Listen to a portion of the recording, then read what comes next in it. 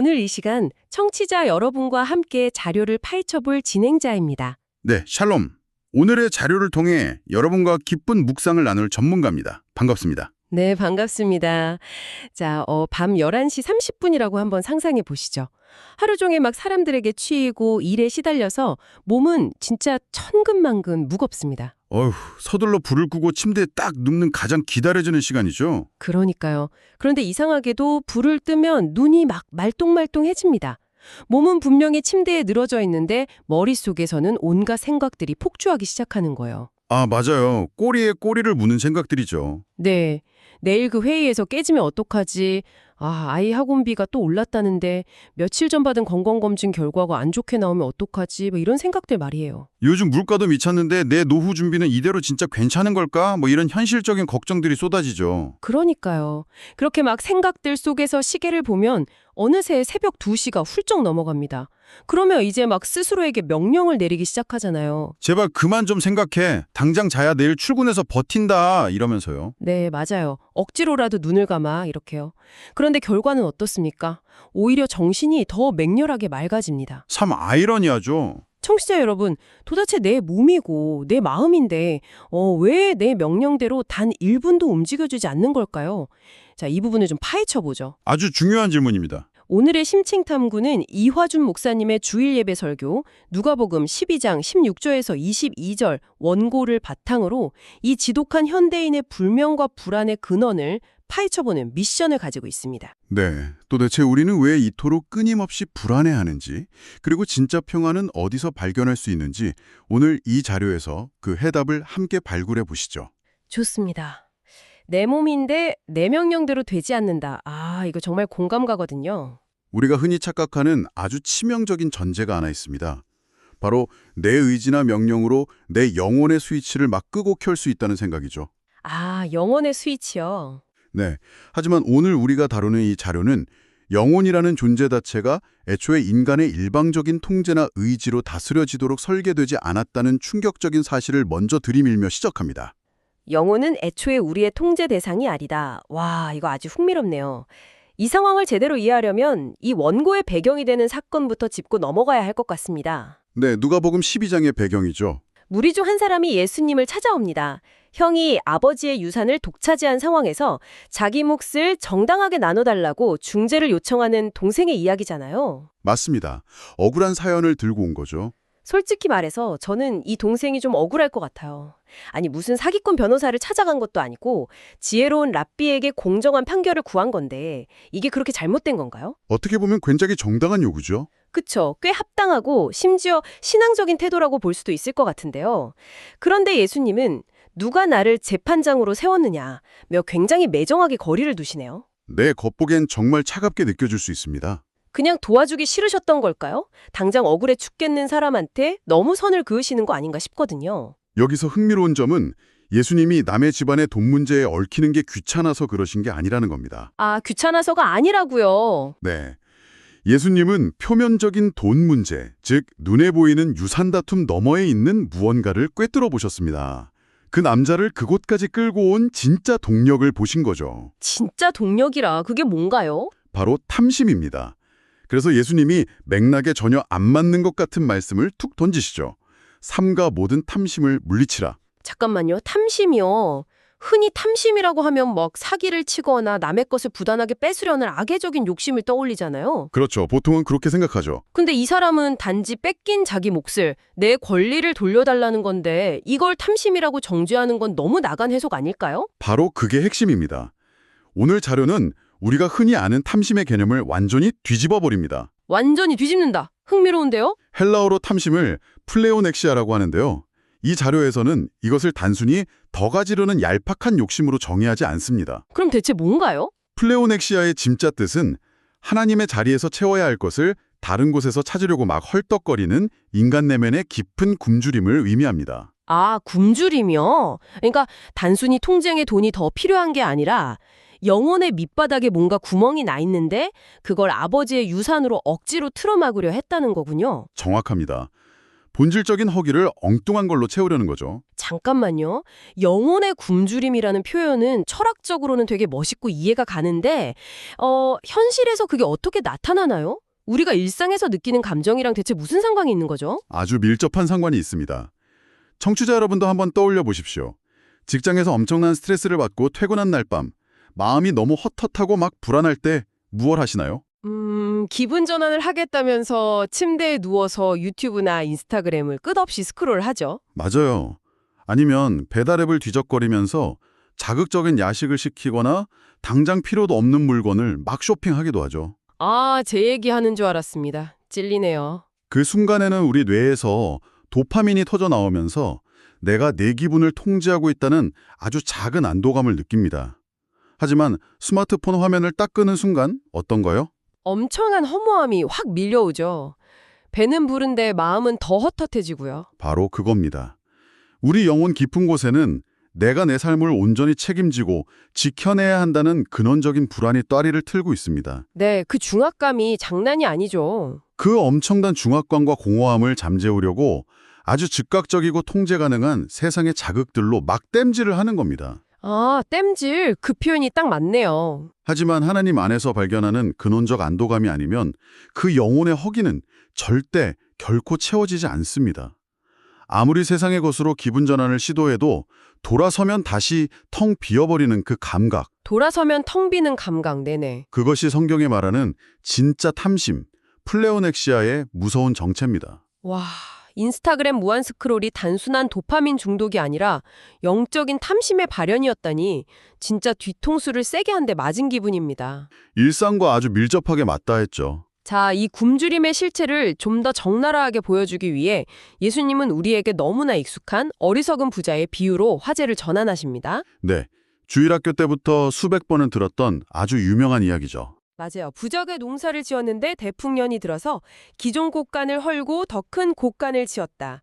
흔히들 뭐 부자 되지 마라, 욕심 부리지 마라 정도로 퉁치고 넘어가잖아요. 대부분 그렇게 도덕적인 교훈으로 소비해버리죠. 그런데 오늘 이 자료의 깊은 묵상을 따라가 보니 우리가 평소에 놓치고 있던 엄청난 심리적 공포가 이 텍스트 안에 숨어 있더라고요. 네, 사실 세상의 기준, 경제적인 관점에서 보면 이 부자의 결정은 완벽하게 칭찬받아야 마땅합니다. 그러니까요.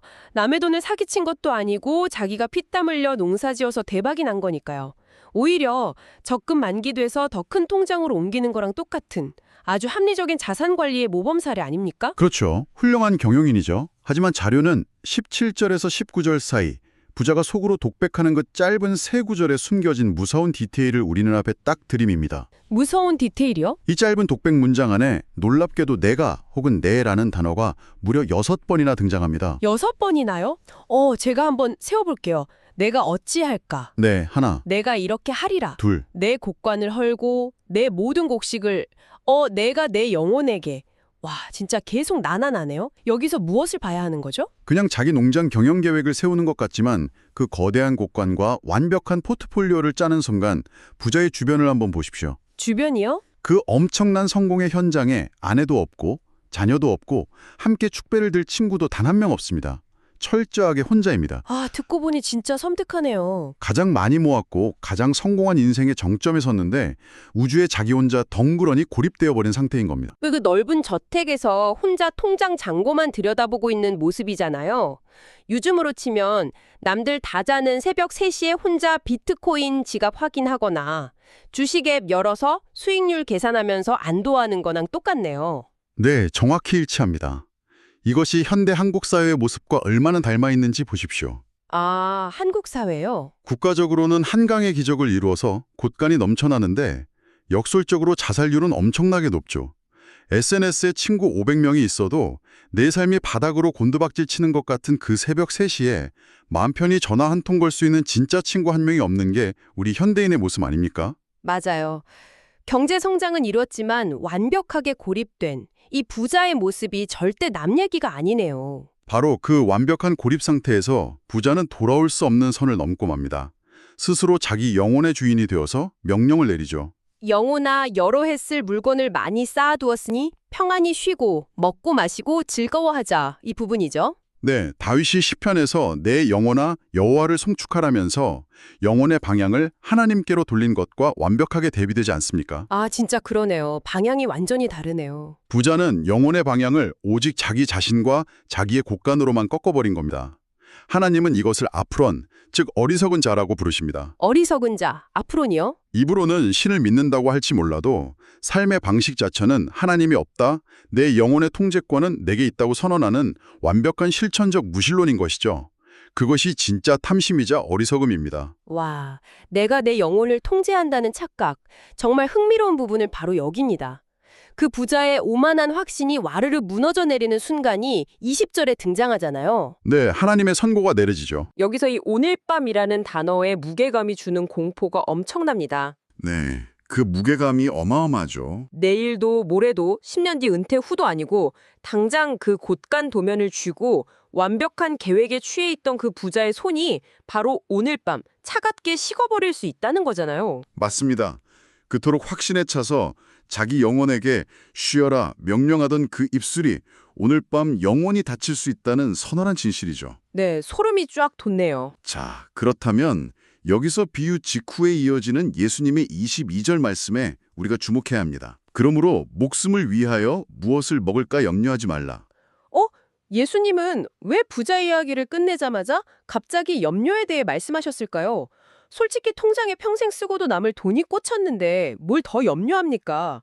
곳간이 꽉 찼으면 염려가 끝난 거 아닌가요? 우리가 흔히 하는 가장 큰 착각이 바로 그것입니다. 돈이 모자라서 자원이 부족해서 염려한다고 생각하죠. 보통 다들 그렇게 생각하잖아요. 하지만 오늘 자료는 정반대의 심리적 진실을 폭로합니다. 부자를 보십시오. 풍년이 들었는데도 염려했습니다. 왜요? 곳간이 작았으니까요. 아, 더 큰 게 필요했군요. 그래서 곳간을 더 크게 쥐었습니다. 그럼 염려가 끝날까요? 아니요. 언젠가 그 쌓아둔 고식은 썩거나 바닥을 보일 겁니다. 그러면 그 다음 미래를 방어하기 위해 더 튼튼하고 영원한 곳간을 또 고민해야 합니다. 끝이 없네요, 정말. 즉, 생명의 주권이 나에게 없다는 그 본질적 불안은 물리적인 곳간으로는 결코 덮어지지 않는다는 겁니다. 곳간은 아무리 커져도 염려를 끝내주지 못합니다. 주일수록 지키고 통제해야 할 게 더 많아지니까 불안도 덩달아 커지는 거군요. 풍요 속의 빈곤이네요. 맞습니다. 자료에 등장하는 아주 뼈아픈 실화 하나가 이 현실을 실감나게 보여줍니다. 어떤 이야기인가요? 어느 병원 응급실에 심장마비로 실려온 중년 신사 이야기입니다. 안타깝게도 손을 쓸 틈도 없이 돌아가셨는데 사망 선고를 내린 의사 선생님이 보니 이분의 양 주먹이 돌덩이처럼 꽉 쥐어져 있더랍니다. 네네. 조심스레 그 굳은 손가락을 하나씩 펴보았더니 그 안에 뭐가 있었을까요? 글쎄요, 유언장 아니면 가족사진. 화투 2장이 있었습니다. 네, 화투요. 그것도 도박에서 무조건 돈을 딴다는 최고의 패, 38광땡이라는 화투패를 꽉 쥐고 죽음의 문턱을 넘으신 겁니다. 지인들과 화투를 치다가 그 완벽한 패를 손에 쥔 순간 너무 흥분한 나머지 쓰러지신 거죠. 세상에. 아니 그깟 종이 쪼가리 2장이 뭐라고 막 그걸 손에 꽉 친 채로 돌아가셨다는 게 참 웃을 수도 없고 울 수도 없는 기막힌 이야기네요. 참 허망한 일이죠. 하지만 가만 생각해보면 우리도 별반 다르지 않다는 생각이 들어서 등골이 서늘해집니다. 우리도 각자의 다른 모양의 화투패를 손에 쥐고 부들부들 떨면서 살아가잖아요. 정확합니다. 아주 잘 짚으셨어요. 누군가에게는 그게 주식잔고일 테고 누군가에게는 영끌에서 산 아파트 등기권리증, 또 누군가에게는 아이의 명문대 합격증 같은 것들이겠죠. 왜 우리는 이걸 미친 듯이 움켜쥐고 놓지를 못할까요? 아주 근본적으로 아무도 내 삶을 책임져 주지 않는다. 이 냉혹한 세상에서 나를 보호할 존재는 없다는 지독한 고립감과 두려움 때문입니다. 그래서 이게 다 무슨 의미일까요? 만약 그 두려움이 진짜 문제라면 우리가 어떻게 해야 합니까? 이 꽉 쥔 주식 계좌나 부동산 다 내다 버리고 산에 들어가서 아무 대책 없이 살아야 한다는 뜻인가요? 절대 그런 뜻이 아닙니다. 이 손을 놓는 순간 당장 낭떠러지로 추락할 것 같은데 도대체 어떻게 이 불안감에서 벗어나 통제권을 내려놓을 수 있는 거죠? 진리의 해답이 뭡니까? 그 해답이 바로 30절에 등장하는 아시느니라 라는 한 단어에 담겨 있습니다. 아시느니라. 너희 아버지께서는 이런 것이 너희에게 있어야 할 것을 아시느니라. 청취자 여러분, 하나님은 단순히 우리 은행 잔고가 얼마인지 데이터로 파악하고 계신다는 게 아닙니다. 그럼 무슨 의미인가요? 내가 왜 매일 밤 새벽 3시에 깨어나 뒤척이는지, 왜 그렇게 공포에 질려 화투패를 꽉 쥐고 있는지 그 영혼의 지독한 흔들림과 불안을 다 아신다는 위로의 말씀입니다. 아, 부자는 그 텅 빈 거실에 혼자 앉아서 영혼아 쉬어라 하고 스스로 달랬지만 사실은 혼자가 아니었던 거군요. 누군가 나의 그 처절한 발버둥을 다 지켜보고 계셨다. 그렇습니다. 이것을 더 큰 그림과 연결해보면 32절로 이어집니다. 적은 무리여 무서워 말라 너희 아버지께서 그 나라를 너희에게 주시기를 기뻐하시느니라. 와, 기뻐하시느니라. 우리는 불안해서 겨우 곡관 하나 짓겠다고 난리를 치는데 하나님은 아예 당신의 나라를 통째로 주시기를 기뻐하십니다. 여기서 기뻐하다라는 단어가 헬라어로 유도케센인데요. 유도케센이요? 무슨 뜻이 담겨 있나요? 이 단어는 예수님이 세례를 받고 올라오실 때 하늘에서 이는 내 사랑하는 아들이요 내 기뻐하는 자라 하셨던 바로 그 벅찬 환희의 단어입니다. 대박! 우리는 평안을 막 쥐어짜내서 만들어내려고 불안해하는데 하나님은 완전한 평안의 나라를 기뻐하시면서 유도케센 하면서 이미 선물로 주신다는 거군요. 완벽한 대조죠. 내가 아등바등할 필요가 없는 겁니다. 정말 결정적 대비네요. 바로 그 진리를 깨달은 사람, 즉 하나님께 대하여 부요한 자가 어떤 모습인지 전문가로서 설교의 가장 핵심적인 은요를 하나 풀어드리고 싶습니다. 뭡니까? 부자는 곳간에 있고 부요한 자는 식탁에 있습니다. 곡관과 식탁이라 느낌이 확 오는데요? 곳간의 물리적 특성을 보십시오. 미래의 여러 해를 대비하기 위해 사방을 철저히 걸어 잠근 통제와 닫힘의 공간, 그리고 완벽하게 혼자 있는 공간입니다. 부자는 심지어 그 곳간을 헐고 더 크게 짓죠. 네네. 철저히 고립된 자기만의 성이네요. 하지만 식탁을 어떻습니까? 사방으로 의자가 열려 있고 막연한 미래가 아닌 오늘을 위한 양식이 있으며 무엇보다 함께 둘러앉은 사람들이 있는 공간입니다. 아, 생명을 나누는 열린 공간이군요. 맞습니다. 예수님은 자기 몸을 헐어 우리를 위한 식탁을 차리셨습니다. 와, 그러니까 진정한 부요함은 내가 애써 불안해하며 곡간을 짓는 게 아니라 하나님이 이미 차려주신 식탁에 내 자리가 있다는 걸 깨닫고 그 자리에 편안하게 앉는 거군요. 정확합니다. 누가복음 전체를 쭉 읽어보면 놀라운 점이 있습니다. 예수님은 항상 식탁에 계셨습니다. 바리새인의 집 잔치, 세리와 죄인들의 집, 5,000명을 먹이시는 빈들판의 식탁. 진짜 그러네요. 곡간에 숨으신 적이 없어요. 네, 스스로 영혼에게 쉬어라 하고 억지로 명령할 필요가 없습니다. 이미 우리를 다 아시고 기뻐하며 우리를 먹이시는 분이 그 식탁의 호스트로 계시기 때문입니다. 아, 오늘 심층탐구를 쭉 따라오다 보니까 진짜 속이 뻥 뚫리는 기분입니다.